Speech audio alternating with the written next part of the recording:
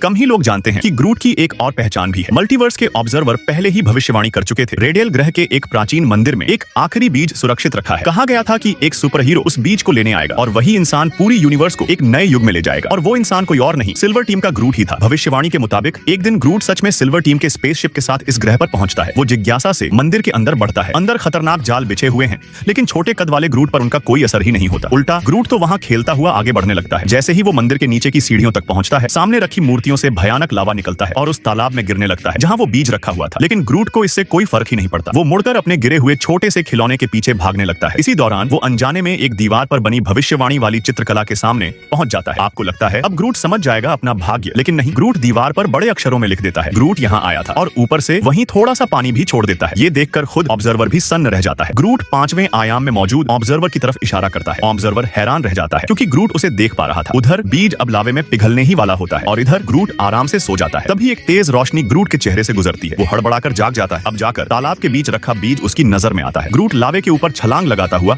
एक एक कदम बढ़ाता है और बीज तक पहुंच जाता है, लेकिन वो बीज उठाता नहीं। वो तो सिर्फ ऊपर रखा अपना छोटा सा खिलौना उठाता है। यही सच था, ग्रूट को बीज में कोई दिलचस्पी ही नहीं थी। बीज लावे में पिघल जाता है और पूरा मंदिर पल भर में ढह जाता है। अब सवाल उठता है, क्या भविष्यवाणी झूठी थी? कुछ देर बाद ग्रूट मलबे से बाहर निकल आता है। तभी ऑब्जर्वर को असली सच्चाई समझ आती है। भविष्यवाणी में जिस शक्ति की बात थी, जो यूनिवर्स को बदलने वाली थी, वो बीज नहीं था, वो खुद ग्रूट था। अंत में ग्रूट मुस्कुराकर ऑब्जर्वर को हाथ हिलाकर अलविदा कहता है और कहानी यहीं खत्म नहीं होती, क्योंकि असली शक्ति अब भी जिंदा है।